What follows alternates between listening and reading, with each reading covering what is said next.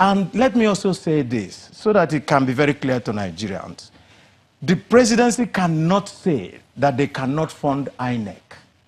Why did we pass a humongous budget that is called service-wide vote? We passed that so that when you now need money, you can take from all those ones while you bring us back. And we were to come back when? In September, end of September.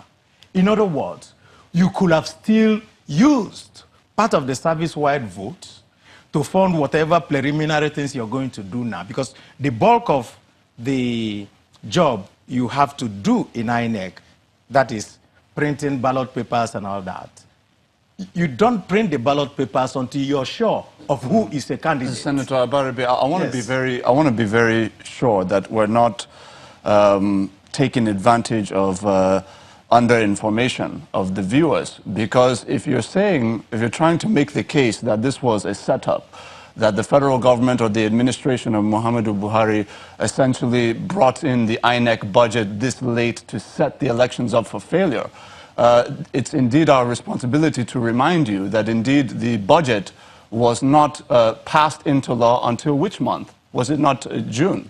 I'm coming. Yes. Now the question is, why did the budget why was it that the budget was only passed in June? Was it not because of the political intrigue surrounding the budget beforehand?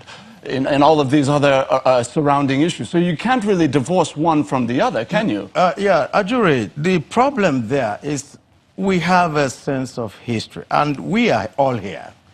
We know when the budget was brought for use, for consideration, and that budget that was brought in November, just before we went on Christmas break for consideration, at the point at which Mr. President laid the budget, it was also known by everybody that we couldn't have considered that budget until January.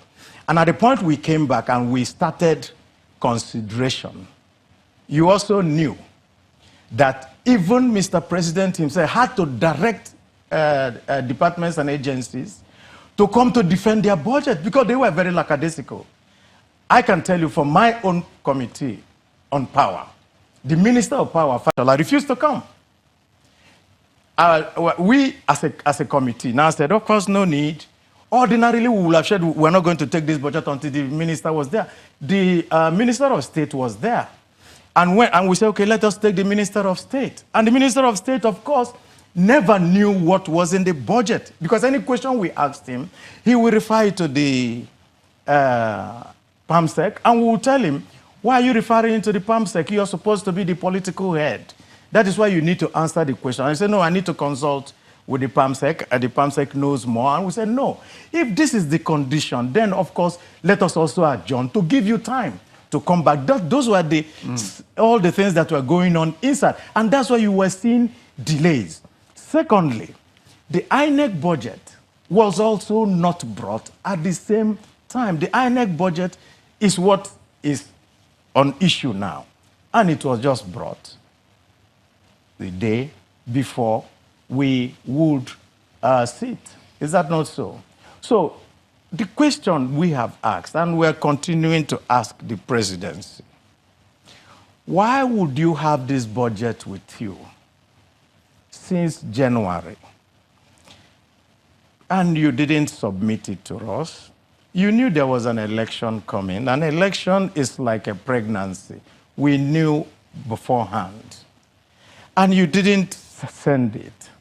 And then you start all this brouhaha and said, oh, it is the fault of the Senate. Of course, the members of the Senate and the members of the House of Rep are now interrogating the INEC for those matters which had been delayed all this while.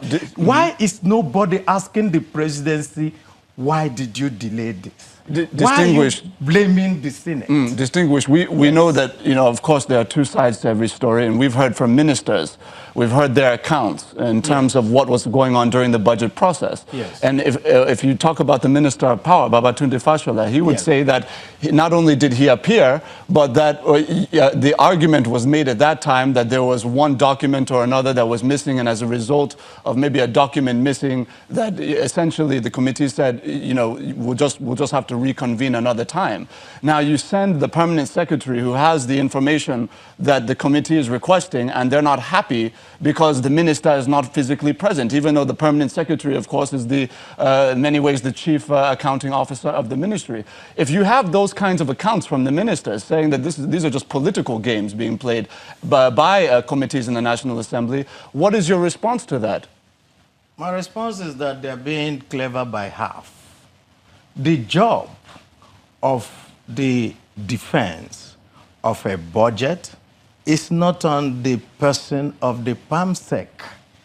It is on the person of the person who is minister, because he is the person that takes responsibility. He is the person that appears at the Federal Executive Council to defend what comes from his ministry.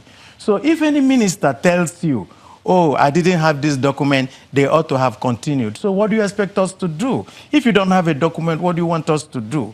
You want us to just go ahead and wave it off? Then when you wave it off, tomorrow you will now come back, and then you will see in that document something that you ought to have queried.